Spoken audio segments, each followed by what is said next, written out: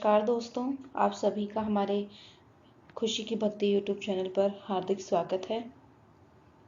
दोस्तों हम सभी जानते हैं कि हमारे घर में हमेशा सुख शांति बनी रहे। हम यही चाहते हैं, परिवार के सदस्यों का स्वास्थ्य अच्छा रहे, हमारी आर्थिक स्थिति जो है वो भी मजबूत हो और हमारे घर का वातावरण जो है वो हमेशा सकारात्मक रहे। और इसी उद्देश्य से जो हमारे भारत देश में बहुत ही सदियों से वास्तुशास्त्र का उल्लेख मिलता है देखने को, हमें सुनते भी हैं, हम देखते हैं, पढ़ते हैं।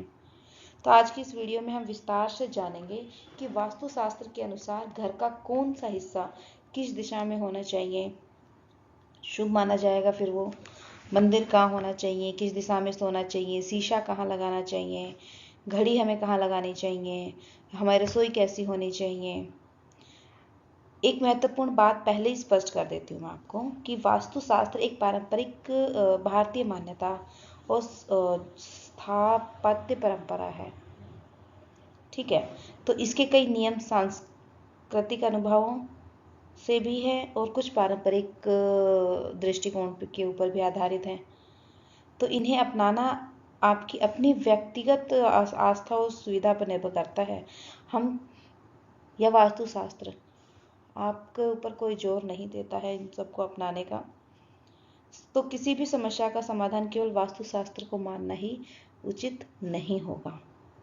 ये नहीं है कि हमने वास्तु ठीक कर लिया, जो मैं बता रही हूँ वो कर लिया और कोई पंडित आपको बता रहा है, कोई बड़ा आपको बता रहा है तो वो आपने कर लिया तो सब कुछ सही होगा, नहीं। मगर हाँ, अब तक हम जो वास्तुशास्त्र हमें ये कहता है कि अगर हमने ये बदलाव कर लिए तो 90% तक जो हमारी समस्याएं हैं वो कम हो सकती हैं। तो आइए शुरुआत करते हैं। तो सबसे पहले हम जानेंगे कि वास्तुशास्त्र क्या है क्या आखिरकार ये। तो वास्तुशास्त्र जो है वो भारत की एक बहुत ही प्राचीन स्थापत्य परंपरा मानी जाती है। इसमें हम भवन निर्माण, कमरे की दिशा, हवा, प्रकाश, खुली जगह, रहने की व्यवस्था, इन सब के अलग अलग सिद्धांत बताए गए हैं वास्तुशास्त्र में। तो परंपरागत मान्यता के अनुसार यदि घर का निर्माण इन सिद्धांतों के अनुरूप किया जाता है तो सकारात्मक वातावरण और संतुलित जीवन में सहायता मिल सकती है। ठीक है, हालांकि आधुनिक विज्ञान जो है इन सभी दावों को पुष्टि नहीं करता है, क्योंकि साइंस का एक अपना अलग क्राइटेरिया होता है। लेकिन कई सुझाव हैं, जैसे पर्याप्त धूप, अच्छी वेंटिलेशन, व्यवस्थित घर व्यवहारिक रूप से भी लाभदायक माने जाते हैं। ये सब होना चाहिए। तो सबसे पहले हम बात करेंगे घर के हमारे मुख्य द्वार की। घर के सबसे महत्वपूर्ण भाग है हमारा घर का मुख्य द्वार। तो वास्तु मान्यताओं के अनुसार अगर मुख्य द्वार को घर का प्रवेश द्वार ही नहीं माना जाता, बल्कि ये क्या है, एक सकारात्मक ऊर्जा का प्रवेश स्थान भी माना जाता है। हमें लगता है कि यहाँ से सकारात्मक ऊर्जा जो है वो घर के अंदर आती है। और यदि मुख्य दरवाजा ही साफ सुथरा, मजबूत और व्यवस्थित होगा तो घर का वातावरण भी बहुत ही स्वागत योग्य महसूस होता है। हमें लगता है कि हम कोई आएगा तो हमें गिल्ट फील नहीं होगा, बहुत अच्छा, देखने में भी अच्छा लगता है। तो मुख्य दरवाजे पे सबसे पहले हमें क्या करना चाहिए? तो एक तो दरवाजे को हमें साफ रखना चाहिए, दरवाजे से पर्याप्त रोशनी रखनी चाहिए, दरवाजा अंधेरे में नहीं होना चाहिए। रात का समय है तो बल्ब लगा दे ताकि रोशनी रहे दरवाजे में, दिन में तो वैसे ही दिखता रहता है। यदि संभव हो तो शुभ प्रतीकों का उपयोग करें, जैसे कि उसके शुभ प्रतीक लगा दें उसके ऊपर। टूटा हुआ दरवाजा अगर टूट गया है, कहीं से टूटा फूटा है, तो उसे जल्दी से ठीक करवा लें। दरवाजा खुलते समय उसमें से कोई आवाज़ ना आए, चर चर जैसे होता है ना, कईयों के दरवाजे आवाज़ करते, तो वो बहुत ही वास्तुशास्त्र के अनुसार सही नहीं माना जाता है। किन बातों से हमें बचना चाहिए? तो मुख्य दरवाजे के सामने अधिक अव्यवस्था और कूड़ा ना रखें। पायदान है उसे सीधा रखें, ज़्यादा जूते चप्पल ना निकाल कर रखें, कूड़ादान ना रखें, टूटी हुई नेम प्लेट भी ना रखें, खराब या झिलमिल करती लाइट, वो ब्लिंक हो रही है, कभी जल रही है, बुझ रही है, तो ज़्यादा लंबे समय तक उसे भी ना छोड़े। तो इन जो बातें मैंने बताई, इनमें से कई बातें वास्तु के साथ साथ सामान्य स्वच्छता का भी और सुरक्षा की दृष्टि से भी उपयोगी है, क्योंकि सफाई रहेगी तो रोग भी कम होंगे। मुख्य दरवाजे पर क्या लगाना शुभ माना जाता है? तो इसके बारे में बात करते हैं। तो परंपरागत जो मान्यता है हमारी, उनके अनुसार अगर हम घर के मुख्य दरवाजे पे आम के पत्तों की तोरण लगाते हैं, गेंदे के फूल लगाते हैं, स्वास्तिक लगाते हैं, शुभ लाभ या दीपक आदि लगाते हैं, तो वो बहुत ही शुभ माने जाते हैं। और इनका उद्देश्य घर में मतलब किस लिए लगाते हैं, इनका उद्देश्य क्या है, ताकि सकारात्मक ऊर्जा बनी रहे और स्वागतपूर्ण वातावरण भी बना रहे। घर हमेशा साफ सुथरा हमें रखना चाहिए। घर में स्वच्छता को बहुत महत्व दिया गया है। यदि घर में धूल, गंदगी, सामान बिखरा रहे, मानसिक तनाव बढ़ जाता है उसकी वजह से। आज आधुनिक मनोविज्ञान भी मानता है कि जो मतलब मॉडर्न हमारा साइंस है वो भी मानते हैं कि व्यवस्थित अगर वातावरण है तो कई लोगों को ज़्यादा शांत और एकाग्र महसूस करने में मदद मिलती है, शांति भी रहती है। इसलिए रोजाना कुछ समय मतलब घर को व्यवस्थित जरूर रखें, जचा कर रखें। ये नहीं है बच्चे इधर उधर फेंक दें, नहीं, कोई तो टाइम ऐसा होगा जब बच्चे सोएंगे आप उस समय जचा दें ताकि घर व्यवस्थित रहे। और मुख्य जो हमारा गेट होता है, दरवाजा होता है, उसके सामने बहुत अधिक रुकावटें नहीं रखनी चाहिए हमें, वो बहुत ही अशुभ माना जाता है। जैसे कि कूड़ादान नहीं रखना चाहिए, टूटी हुई कुर्सियाँ, कबाड़ या कोई बंद पड़ा सामान है, तो ये सब चीज़ें हमें मेन दरवाजे के सामने भी नहीं रखनी चाहिए। और मुख्य द्वार की रोशनी कई लोगों भी बहुत ज़रूरी है, मुख्य द्वार पर रोशनी रहे। दिन में तो सूरज की किरणें रहती हैं, प्रकाश की वजह से वैसे ही दिखता रहता है। रात में हमें बल्ब या लाइट जरूर जलानी चाहिए। इस बात का बहुत लोग ध्यान नहीं देते मगर ये बहुत ज़रूरी है। शाम के समय मुख्य द्वार है हमारा, उस पर हल्की और या पर्याप्त रोशनी जो मतलब घर को सुंदरता भी बनती है, इससे सुरक्षा की दृष्टि से भी बहुत उपयोगी मानी जाती है। और परंपरागत जो हमारी मान्यता है उसके अनुसार भी प्रकाशित प्रवेश द्वार अगर होगा हमारा तो बहुत ही शुभ माना जाता है। आगे हम बात कर लेते हैं हमारे घर का मंदिर, पूजा घर जो होता है हमारा। तो वास्तु के अनुसार सही स्थान, दिशा और नियम भारतीय परंपरा में घर का मंदिर जो है वो केवल पूजा का स्थान नहीं माना जाता, बल्कि ऐसा स्थान होता है जहाँ परिवार के जो भी सदस्य हैं वो कुछ समय शांति से प्रार्थना करते हैं, ध्यान लगाते हैं वहाँ पर। इसलिए मंदिर की साफ सफाई, स्थान और व्यवस्था का भी हमें विशेष ध्यान रखना चाहिए। वास्तुशास्त्र के हिसाब से ईशान कोण जो है, ईशान कोण मतलब उत्तर पूर्व की जो दिशा है हमारे घर के, उसको पूजा घर के लिए बहुत ही शुभ माना जाता है। और मान्यता भी यही है कि यह दिशा जो होती है बहुत ही शांत और आध्यात्मिक वातावरण के लिए अनुकूल मानी जाती है। यदि किसी कारणवश अगर आप उत्तर पूर्व दिशा में नहीं लगा सकते, कुछ और सामान है या वहाँ पे जगह नहीं है, तो वास्तु विशेषज्ञ पूर्व दिशा को भी उपयुक्त मानते हैं कि आप पूर्व में भी लगा सकते हैं अपने घर का मंदिर। और इन दिशाओं में मंदिर बनाना बहुत संभव नहीं होता है, तो घर की सुविधा और उपलब्ध स्थान के अनुसार एक शांत, स्वच्छ और व्यवस्थित स्थान भी चुना जा सकता है। जरूरी नहीं कि आप वहीं लगाएं तो कुछ बना दो तोड़वा दें, मगर हाँ जहाँ भी आप लगाएं वहाँ वो स्थान बहुत ही शांत और स्वच्छ होना चाहिए। मान्यताओं के अनुसार पूजा करते समय आपका जो मुख है वो पूर्व की तरफ होना चाहिए या उत्तर दिशा की ओर मुँह करके आपको बैठना बहुत ही शुभ माना जाता है। या तो पूर्व की तरफ हो या उत्तर की तरफ, पश्चिम या दक्षिण की तरफ आपका मुंह नहीं होना चाहिए पूजा करते समय। ऐसा कहा जाता है कि इससे मन में जो है शांति और एकाग्रता महसूस होती है। और आपके घर की बनावट ही अलग है और ये संभव नहीं हो सकता है कि आप इस हिसाब से मंदिर लगाएं, तो सबसे महत्वपूर्ण ये बात है कि पूजा मन लगाकर और श्रद्धा से की जाए, चाहे डायरेक्शन कोई भी हो। ठीक है। तो आजकल बाजारों में कई तरह के मंदिर हमारे मिल जाते हैं, लकड़ी के, संगमरमर के, धातु के, मतलब बहुत सारे डिजाइनों के मिल जाते हैं। मगर परंपरागत रूप से जो है लकड़ी का मंदिर सबसे अधिक प्रचलित माना जाता है, क्योंकि ये बहुत ही हल्का होता है, देखने में भी सुंदर है, घरों के लिए सुविधाजनक होता है। आप इजीली उसे इधर से उधर अगर आपको करना है शिफ्ट आप कर सकते हैं, साफ सफाई अच्छे से हो सकती है। मंदिर ऐसा होना चाहिए जो साफ सुथरा हो, नियमित सफाई का विशेष ध्यान आपको रखना है। बहुत अधिक भरा भरा सा मंदिर ना हो, साफ सुथरा हो। ये नहीं है कि सब तरह की मूर्तियां उसमें रख दी, एक एक भगवान की 4-5 मूर्तियां उसमें रख दी, नहीं, बहुत ही साफ सुथरा व्यवस्थित होना चाहिए, भरा भरा नहीं होना चाहिए। और मान्यताओं के अनुसार मंदिर जो है वो बाथरूम के अंदर नहीं, बाथरूम के अंदर या उसके साथ लगी दीवार पे नहीं बनाना चाहिए। ऐसी दीवार जो बाथरूम की उसके ऊपर भी मंदिर नहीं बनाना चाहिए। सीढ़ियों के नीचे नहीं बनाना चाहिए। स्टोर रूम में भी मंदिर को नहीं रखना चाहिए और ऐसे स्थान पर भी नहीं रखना चाहिए जहाँ जूते चप्पल रखे जाते हों। ठीक है, अब बात करेंगे मंदिर में मूर्तियों की कि मंदिर में कैसी मूर्तियां हमें रखनी चाहिए। तो बहुत सारे लोग हैं बड़ी बड़ी मूर्तियां घर में स्थापित कर देते हैं। घर के मंदिर की हम बात कर रहे हैं यहाँ पे। तो घर के मंदिर में जो है मध्यम या छोटी मूर्तियां ही उपयुक्त माना जाता है। बहुत ज़्यादा बड़ी मूर्तियां जैसे मंदिरों में जो लगी होती हैं उतनी बड़ी साइज़ की मूर्तियां हमें घर के मंदिर में नहीं रखनी चाहिए, क्योंकि बहुत बड़ी मूर्तियां जो है प्राय मंदिर और सार्वजनिक स्थानों के लिए मतलब उपयुक्त मानी जाती है। घर के मंदिर में छोटी मूर्तियां ही होनी चाहिए। और कई घरों में वर्षों से क्या है कि अलग अलग देवी देवताओं की जो है बहुत सारी मूर्तियां तस्वीरें इकट्ठी हो जाती है। तो मान्यताओं में सलाह दी जाती है कि मंदिर को जो है वो ज़्यादा भरने की बजाय व्यवस्थित रखा जाए।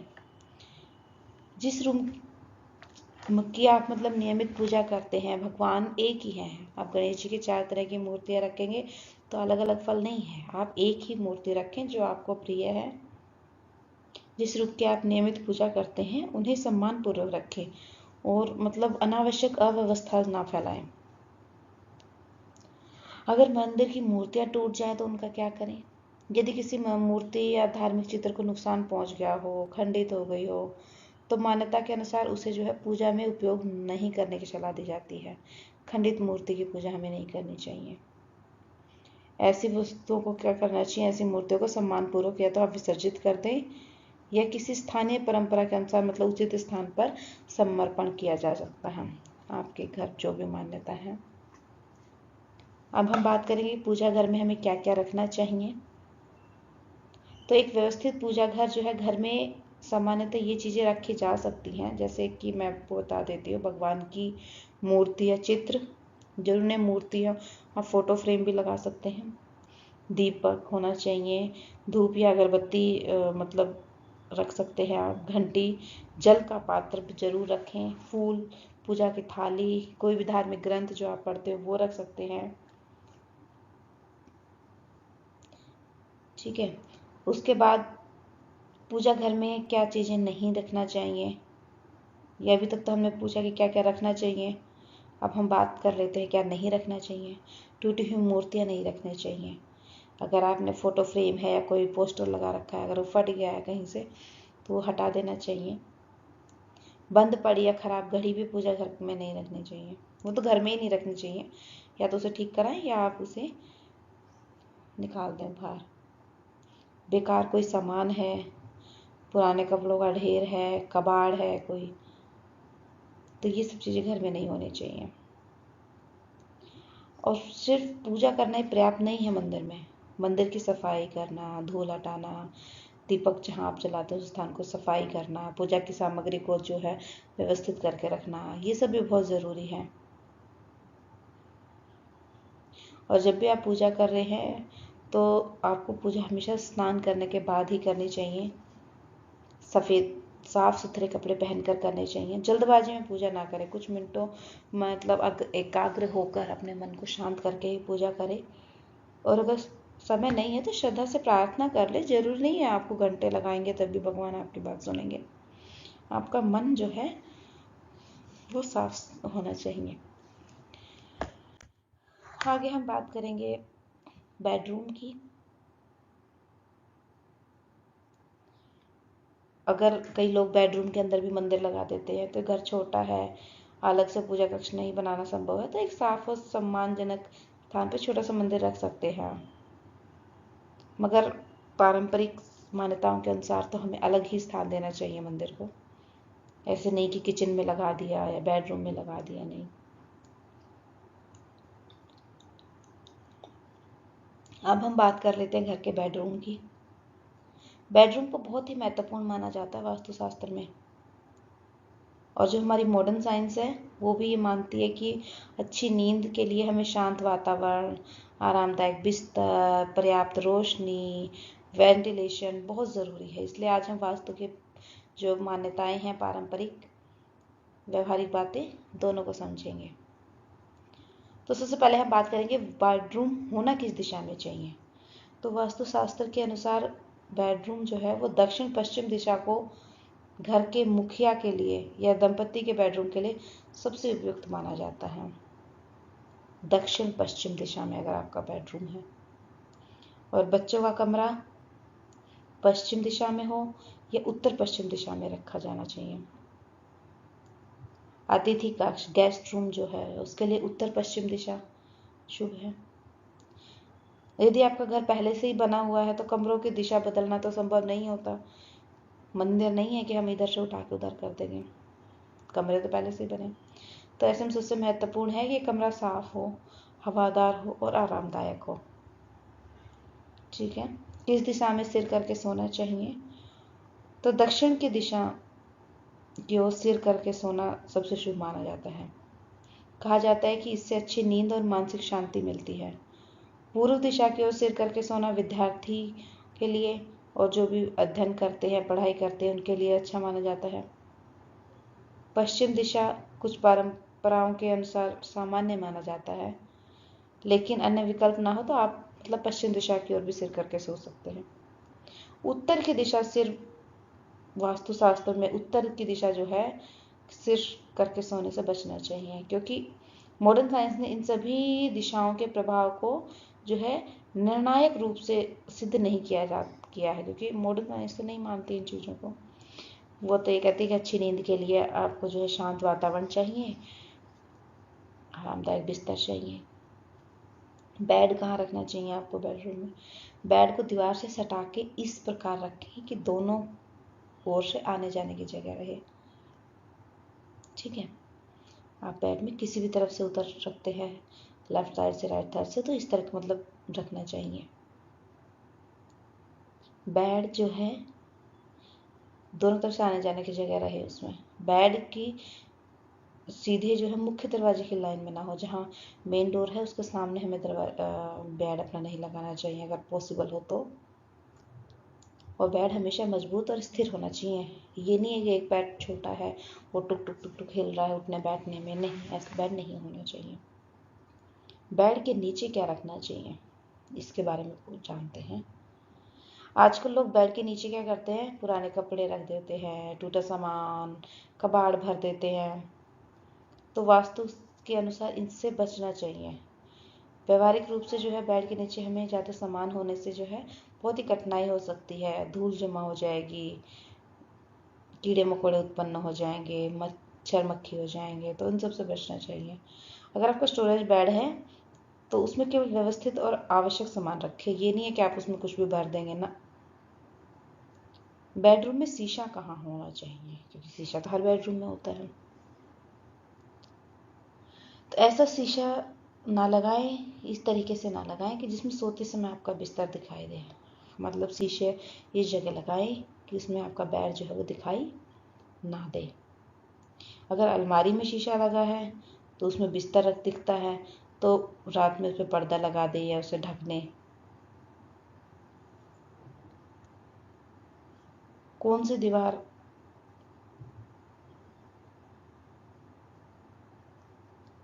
बेडरूम में किस तरीके की तस्वीरें लगानी चाहिए? प्रकृति के दृश्य हो, नेचर से रिलेटेड, पहाड़ हो, उगता हुआ सूरज हो, फूल हो, या अपने परिवार की आप हंसती हुई फोटो लगा सकते हैं। इस तरीके की फोटो आप लगा सकते हैं। कौन सी तस्वीरें नहीं लगानी चाहिए आपको? युद्ध की तस्वीरें, क्रांति से रिलेटेड, हिंसक कोई भी नहीं चित्र लगाना है आपको। उदास हो, ऐसे जिसमें कोई बंदा उदास बैठा हुआ है, ऐसे फोटोज ना लगाएं। ज़्यादा डरावनी भी फोटो ना लगाएं।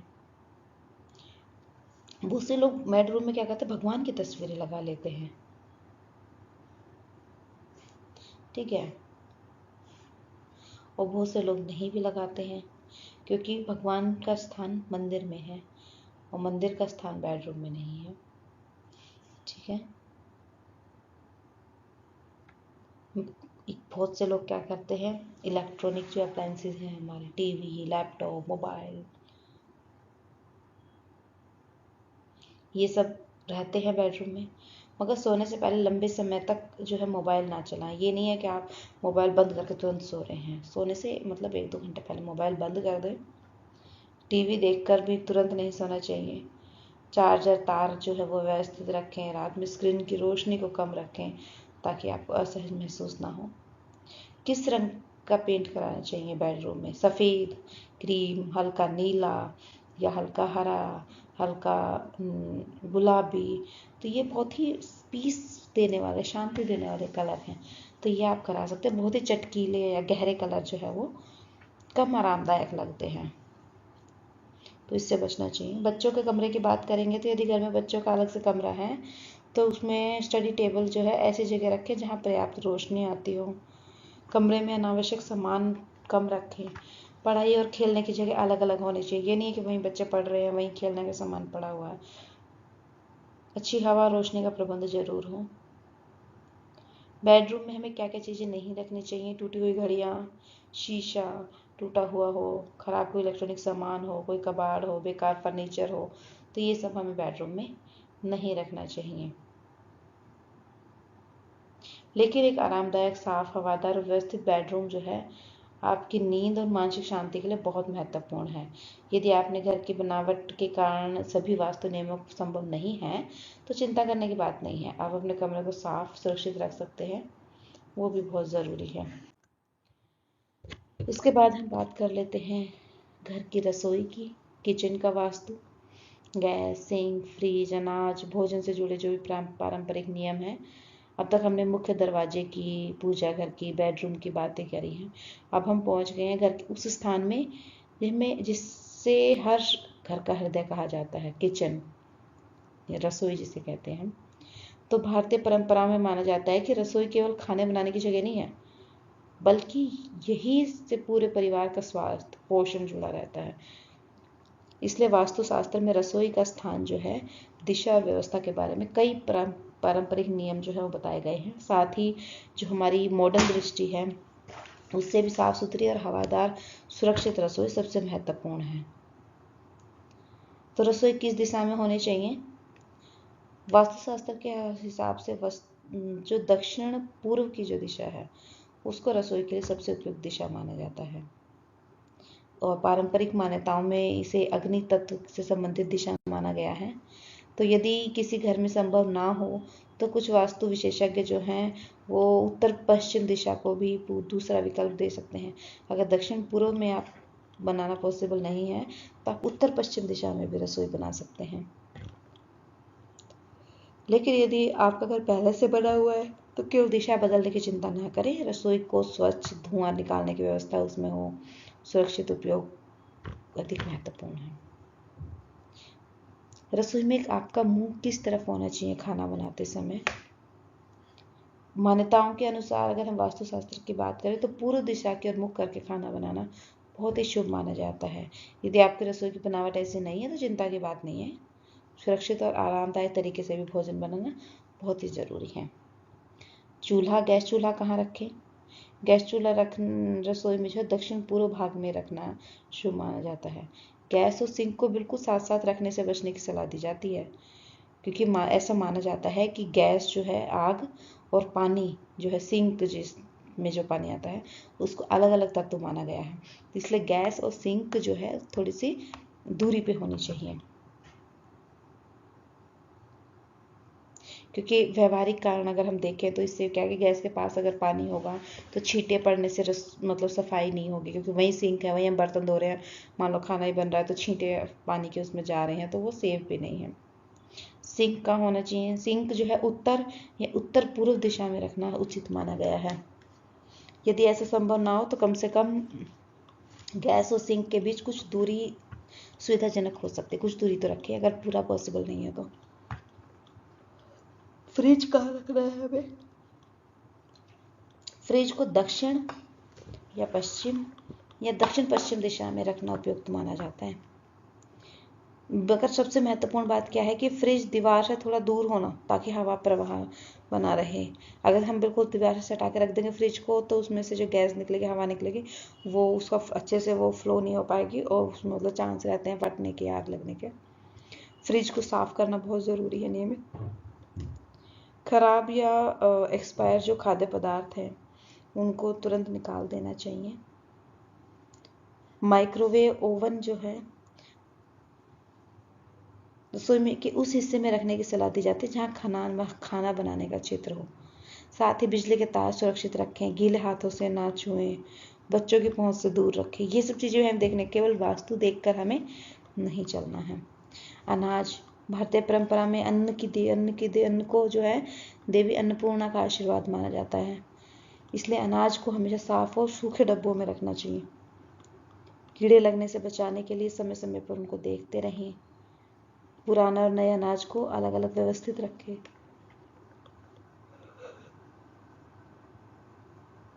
और वास्तु के हिसाब से जो दक्षिण पश्चिम दिशा है वो अनाज रखने के लिए उपयुक्त माना गया है।